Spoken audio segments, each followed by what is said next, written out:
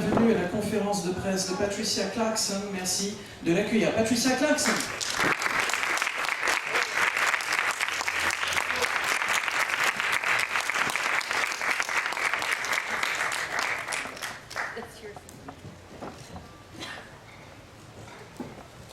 Merci de bien vouloir couper vos téléphones portables ou les mettre sur silencieux avant le début de la séance. Et merci également de bien vouloir lever la main afin que nous puissions vous donner la parole. Thank you to turn off your mobile phones or put them in silent mode.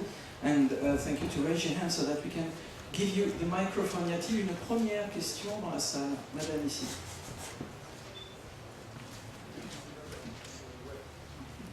Bonjour. Bonjour. Vous avez fait de votre profession une vocation, vous avez toujours tourné depuis tout le temps, c'est une passion pour vous. J'aimerais savoir si à l'origine, il y a des comédiens, hommes ou femmes, qui vous ont donné envie justement de devenir comédienne. Je parle évidemment au tout début. Well, first of all, hello. And actually your job is kind of your life. I mean, you've been always working since the very beginning. So this lady wishes to know, is there any inspiration, any man, any woman, any role, any character, any actors that you would describe as source of inspiration for you? I would say that there are many actors and actresses through time who have inspired me and influenced me. But I would say the greatest influence in my life has been my family, my friends, and just normal people. Is where I probably draw the most inspiration in my life, and that is what I draw on most as I act and as I live. Je pourrais vous citer, nous dit Patricia, je pourrais vous citer des acteurs, des actrices qui ont été des sources d'inspiration, mais je pense, lui dit-elle, que ma source d'inspiration principale dans la vie, c'est la famille, c'est les membres de ma famille, c'est les amis, c'est les personnes, les personnages de la vraie vie, ce sont les gens normaux. Et je pense que c'est de là que je tire le maximum de mon inspiration, que ce soit sur l'écran et également dans la vie. Ce sont vraiment mes modèles. Et voilà, c'est comme ça que j'envisage mon métier d'actrice. It sounds so much better when you say it. Thank you. Une autre question dans la salle, monsieur ici, deuxième.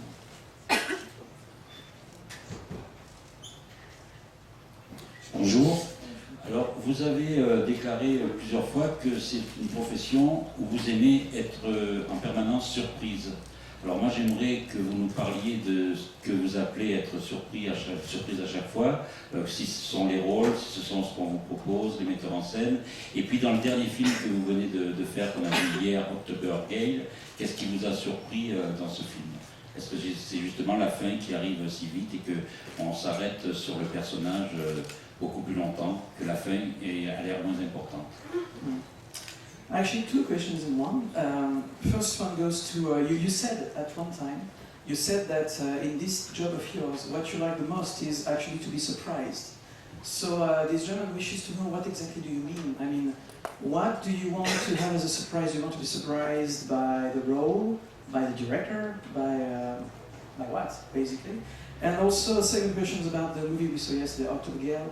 And were you surprised when you read the script? Were you surprised, and what did surprise you? Was it, for example, the ending that actually stays much longer than we thought it would stay on the character? And well, maybe you can extrapolate that. I think by surprise, what I mean, probably what I meant, is that I like my life. I'm a free spirit, and I like, I'm not quite sure what is coming next in my life. And many people as actors and actresses, they don't like the unpredictable. They don't like that they don't know what is next in their life. I welcome that. But also in terms of being surprised, I like a part, I want to be challenged. I want something that is going to require great things of me, and maybe things I didn't realize when I looked at the part, or I want to be taken in new directions always. And yes, October Gale was surprising for me, and it was such a physical part. And that was, it was quite difficult, and I was, I had to be quite athletic, strong, and it was a very emotional part, but it was also a very physically taxing part. But I liked that, and I didn't realize it till I was in the middle of shooting the film. En fait, ce que je considère lorsque j'ai parlé de l'élément de surprise donc, qui m'intéressait, qui me passionnait donc, pour les rôles que j'interprète, je dois vous dire, me dit Patricia, que j'aime ma vie, j'aime la vie, et je suis quelqu'un d'assez libre. Et si vous voulez, je n'ai pas peur de ce qui vient après, de ce qui viendra plus tard. C'est pas quelque chose qui me terrifie. Moi, au contraire, entre guillemets, l'inconnu de ce qui peut arriver dans une semaine, dans un mois, dans un an, eh bien, ça me stimule. C'est vraiment quelque chose qui m'intéresse, et je sais que pas mal de personnes, pas mal d'acteurs et d'actrices, au contraire, ont une espèce de crainte lorsqu'elles ne savent pas ce qu'elles vont faire dans 6 mois, qu'il n'y a pas de projet précis. Eh bien, moi, ça me stimule et ça m'intéresse vraiment, car j'aime avoir un défi, j'aime qu'on me lance des défis, et j'aime ne pas savoir dans quelle direction va m'emmener telle ou telle direction, tel ou tel rôle, tous les chemins de la vie. Donc quelque part c'est ça, c'est cette surprise qui continue de me stimuler et de me servir de moteur quelque part. Et puis en ce qui concerne le film que vous avez vu hier, October Gale, eh bien c'est un rôle qui, la surprise qui a été pour moi, donc la surprise de ce rôle, c'est que c'est un rôle qui est très physique, qui était vraiment un vrai challenge au niveau physique, c'était vraiment un rôle sportif, il fallait vraiment que je sois athlétique pour ce rôle, et ça a été vraiment une surprise pour moi. Elle me dit d'ailleurs qu'en fait elle ne s'en est pas rendue compte au départ, lorsqu'elle a lu le scénario, elle n'avait pas réalisé ça, c'était vraiment au tournage qu'elle s'est rendue compte qu'il fallait quand même soulever un petit peu de fonte. Et donc voilà, ça a été un peu surprenant pour elle. Et puis le rôle était très riche dans le sens où il avait vraiment beaucoup de choses à apporter sur le plan émotionnel, mais également sur le plan physique. Donc c'était une vraie surprise pour elle. Y a-t-il une autre question? N'hésitez pas à lever la main, c'est gratuit. Oui, madame, ici. Attendez avec le micro, c'est mieux.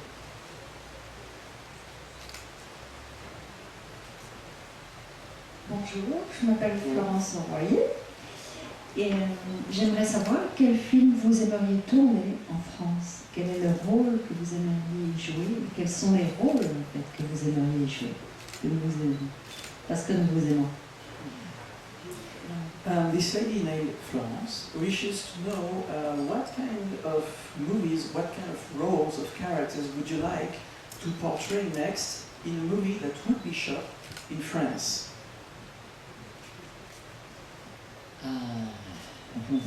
Something sexy. I'm in France.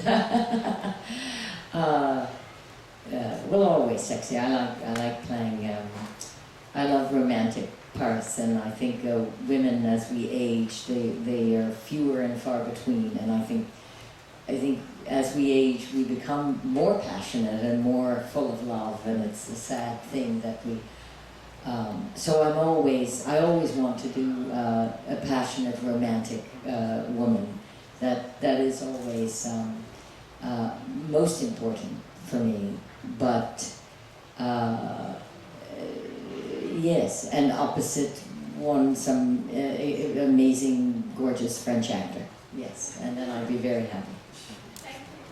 J'aimerais jouer quelque chose, quelques rôles, que ce soit, mais quelque chose de sexy. C'est normal, c'est la France, hein, finalement.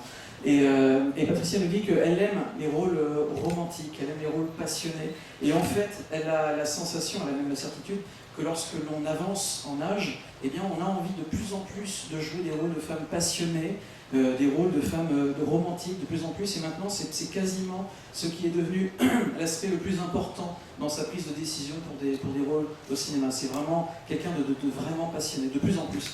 Et alors si en plus elle joue un rôle de femme passionnée romantique en face d'un acteur français super sexy, voilà, c'est la cible sur la gâteau. Oui, monsieur ici. Bonjour. Plus que jamais, aujourd'hui, la place des femmes à Hollywood, dans le cinéma, fait débat. On a entendu Kevin Bacon portait un discours justement très féministe pour soutenir les femmes, les inégalités au cinéma. Est-ce que vous pourriez nous en dire un peu plus sur votre position à ce niveau-là? Voilà. Nowadays, the position of women in cinema, in Hollywood cinema, is actually in the middle of a lot of discussion and debates. And an actor like, for example, Kevin Bacon, took a stand a short time ago and explained. I mean, he's really like a good pushing feminism in cinema and defending the cause of women in Hollywood. And what is your stance about this? What do you feel? How do you feel about this? Well, the innate, the Hollywood are the business of this, and I think it is a male-dominated business, and women, and especially women of color, are at a grave disadvantage. That's just the fact, sadly. But instead of bemoaning it and complaining, I just have gone out and, I just continue to act out with hell or high water. I break through doors. As women, we have to, instead of succumbing, we have to do it ourselves. I have a film that's out right now in the States. It stars me and Sir Ben Kingsley. It took me 9 years to get that film made, but I didn't give up, because at the end of the day, someone will rise to the occasion. And it's a difficult situation to be in as a woman in this business, but, and it is unfortunate that we need more women in front and behind the camera. And that's also this film I just had made. We had a female producer, a woman producer, a woman director, a woman cinematographer, a woman who wrote the script, a woman who edited the movie. It was all women, this film I just did. And that's what we need to keep doing, is sometimes the hardest people on women are women in this industry, and women need to continue to bring women into the projects that they do, and that's the best thing way we can move forward. Aujourd'hui, si vous voulez, Hollywood, ce qu'on appelle Hollywood, les films studios, c'est une entreprise, c'est une industrie, vraiment. Et c'est une industrie qui est dominée par les hommes depuis le début. Et donc, quelque part, c'est vrai que pour les femmes, et plus particulièrement aux États-Unis pour les femmes de couleur, c'est un réel désavantage. Elles sont vraiment dans une position d'infériorité. Nous sommes dans une position d'infériorité. C'est triste, mais c'est un fait, c'est comme ça. Et c'est très difficile de changer cela, mais plutôt que de me plaindre, que de dire « Oh, c'est vraiment pas de chance », eh bien elle, au contraire, nous dit « Moi, ce que j'ai décidé, c'est de jouer, de continuer à jouer dans des films, au contraire, d'aller de l'avant, de continuer à briser certaines portes pour pouvoir continuer à être à l'écran et à pouvoir bien sûr, à chaque fois que j'en ai l'occasion, parler au nom de ces femmes. » J'ai un film qui est sorti récemment aux États-Unis, nous dit-elle, un film que je vous conseille d'ailleurs, et un film dans lequel je joue aux côtés de Sir Ben Kingsley.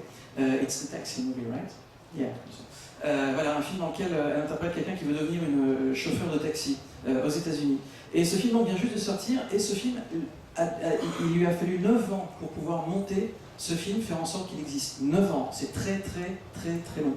Et ce qui se passe en fait, c'est tout simplement, il nous dit, la clé pour pouvoir continuer à faire des films comme cela, c'est de ne jamais abandonner. Et c'est vraiment difficile, c'est une situation qui est difficile. Elle nous dit qu'on a besoin de femmes, on a besoin qu'il y ait plus de femmes dans le cinéma, à toutes les étapes de la fabrication d'un film, dans tous les rouages d'un film Hollywood. On a besoin de ça, d'avoir le plus de femmes possible devant la caméra bien sûr, mais aussi derrière. Et d'ailleurs sur ce film en question, dont elle vient de vous parler, eh bien, il y avait une femme à la production, c'est une femme qui a produit le film, c'est une femme qui a réalisé le film, c'est une femme qui a écrit le film, il y a une femme qui était le directeur de la photo, c'était une femme. Etc., etc. Il y avait vraiment des femmes partout, et c'était très agréable de pouvoir faire ce genre de choses, et beaucoup plus difficile qu'on ne peut le penser. Donc voilà, elle pense que c'est vraiment important de continuer aujourd'hui à à essayer d'avoir le plus de féminité possible, mais encore une fois, pas seulement en tant qu'actrice, mais à tous les rouages, à toutes les étapes de la fabrication d'un long métrage à Hollywood aujourd'hui.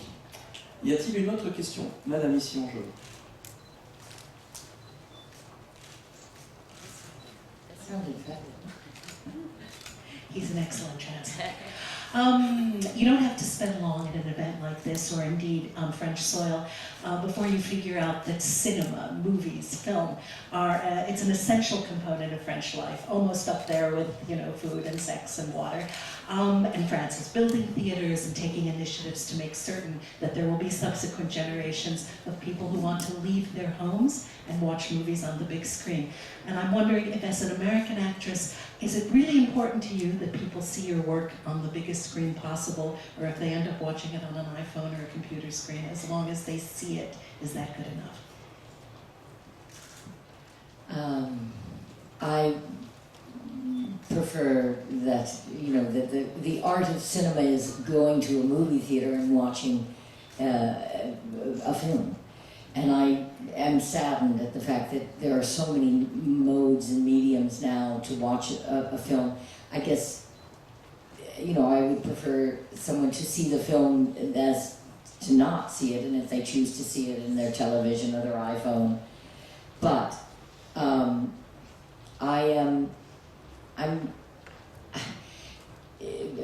this also plays back into the women in film, in that I think with the rise of television in the States, and so extraordinary television for women, and I am very happy, and a lot of those women are over 40 or over 50.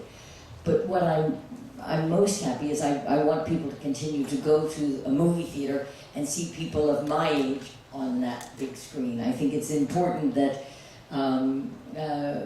we're not just seeing women at a certain age on a small screen, but they're still very much on a big screen. And I hope people continue to go to the theater to actually see film. I think it is ultimately why we do it.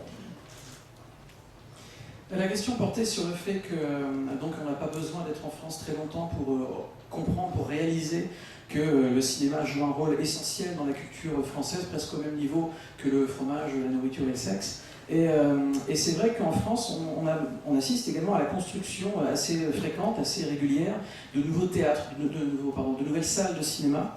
Et donc, quelque part, c'est vrai qu'aujourd'hui, la question donc, pour Patricia Clarkson, c'est aujourd'hui à l'époque où les gens ont de plus en plus l'habitude de regarder les films sur l'écran de leur téléphone portable, de leur iPad, de leur télévision.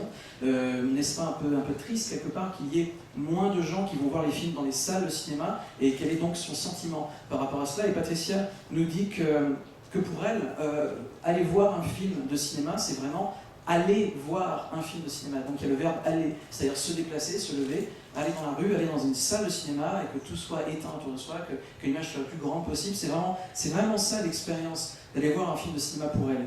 Et donc quelque part elle est triste de voir la multiplication des écrans. La multiplication des écrans, ça, elle n'en est pas triste parce que justement il y a aussi des programmes de télévision, des émissions de télévision dans lesquelles on voit des femmes. Elle revient à ce qu'elle disait tout à l'heure, et c'est important de voir des femmes, et qui plus est des femmes de plus de 40 ans, de plus de 50 ans, qui sont toujours sur les écrans. Mais elle serait heureuse de voir ces femmes de 40-50 ans également sur le grand écran. Et si jamais tout à coup les femmes qui ont donc dépassé un certain âge sont cantonnées au petit écran, c'est un peu triste, c'est un peu dommage, parce que c'est vrai que les femmes, les jeunes femmes très belles, etc., que l'on voit sur le grand écran, c'est très bien, c'est super.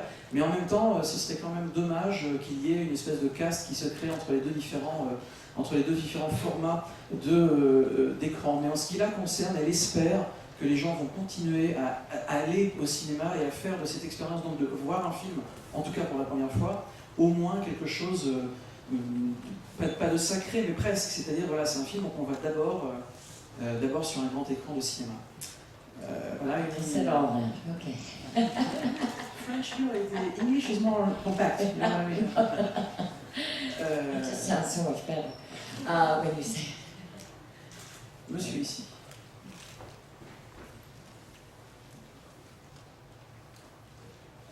Hello. Hello. Hi. Thank you for being here today. Thank you. I actually have a more general question. What advice would you give to like young, inspiring actors. I'm especially talking about my sister, who is French American, who is planning to go to the United States later to maybe study film or do this kind of stuff. I'm interested in what you have to say about this. What could you advise to young, inspired actors? Thank you. Thank you. Well, I think what is most important when you're young and starting out is to have people around you that love and support you and believe in you.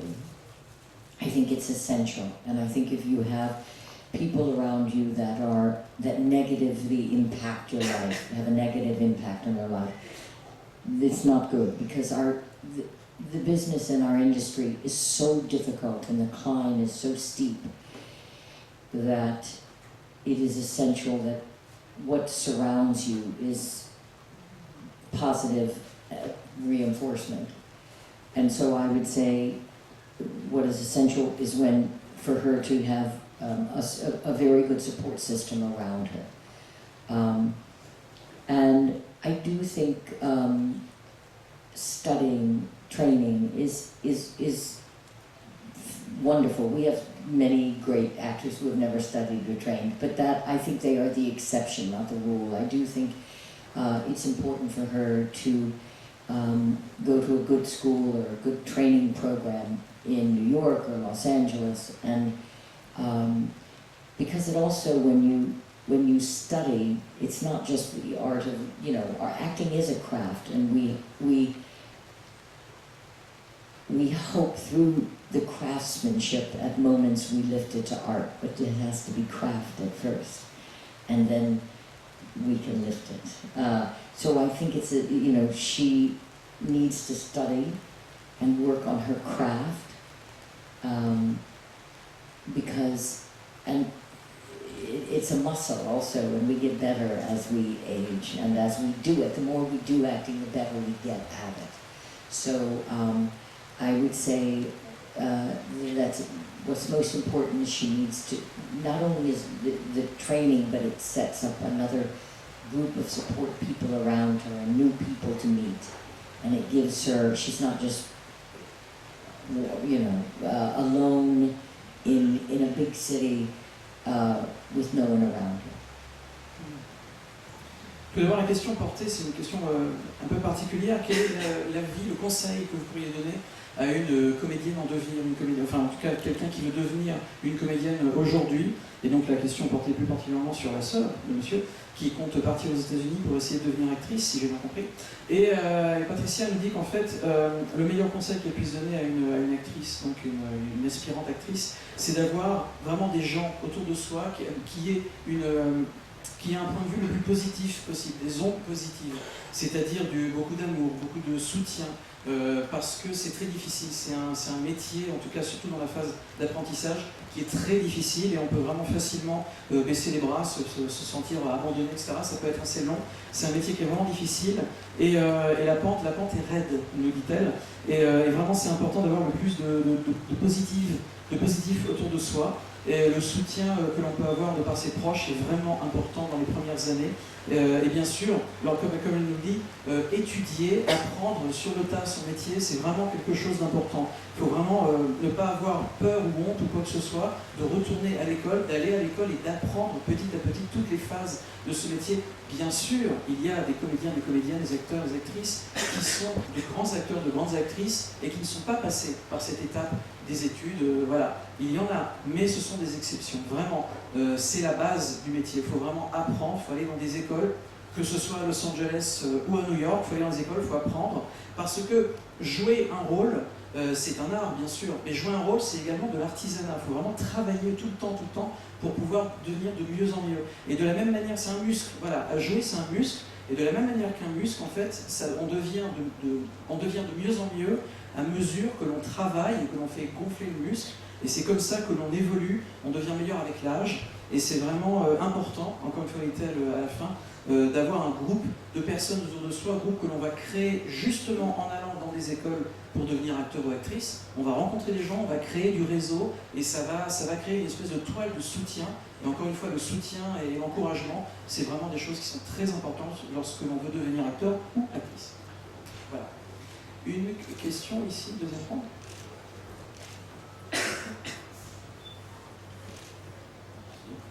Alors moi j'aimerais vous poser une question par rapport justement à tous les films que vous avez faits. Donc on suppose que la plupart des réalisateurs vous ont embauché, comme on dit, pour votre talent, parce que le talent vous l'avez travaillé, on parlait de ça il y a quelques secondes, mais en même temps ils vous ont aussi embauché pour votre physique. Et moi j'aimerais savoir, parce qu'on vous reconnaît tout de suite à votre voix, justement s'il y a des rôles qui ont été proposé simplement par rapport à votre voix et comment vous l'avez travaillée cette voix, si vous l'avez travaillée, parce que c'est vrai qu'elle est très intéressante et on vous reconnaît tout de suite, c'est important. Merci. This gentleman says that we've seen you in so many movies, and of course the directors who hired you first and foremost for your talent, but they probably sometimes also hired you for your looks and also hired you for your voice, because you have a very interesting voice, a low-cast voice, and well, this gentleman wishes to know, how did you work on that voice? Did you work on that voice? And maybe you can talk a little bit about it. So I was born with this voice. No, but all my sisters, I have four older sisters, and we all have this deep voice. It's my grandmother. My grandmother had this voice also. So I would say it is hereditary, but I did, the timbre of my voice I was born with. I've had this, I came out of the womb like, wow.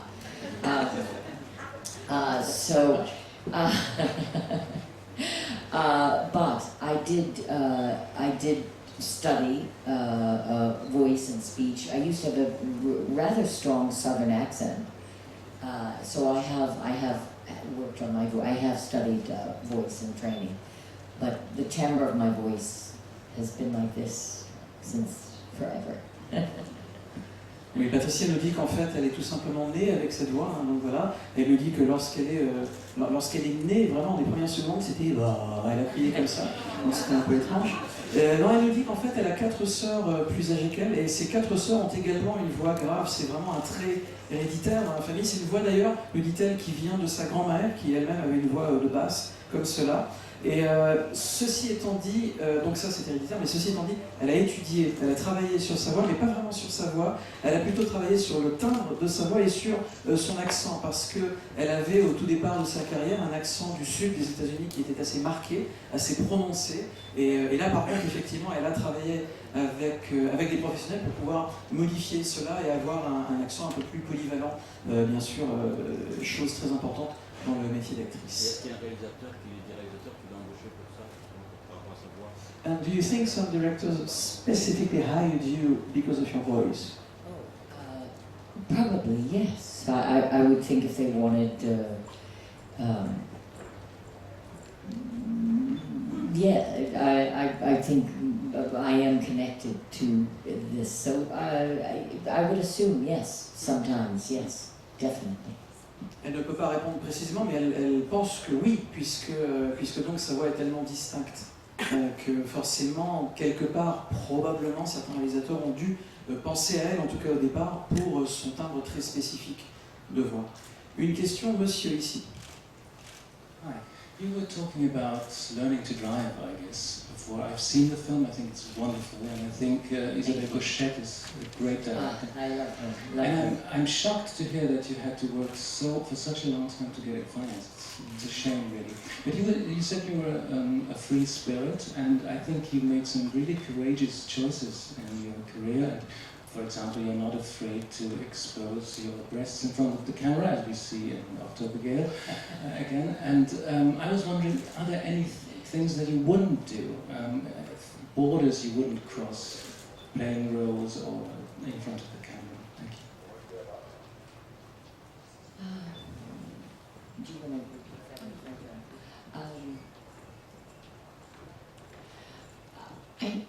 I don't know that I would. I don't think there are any borders. If something is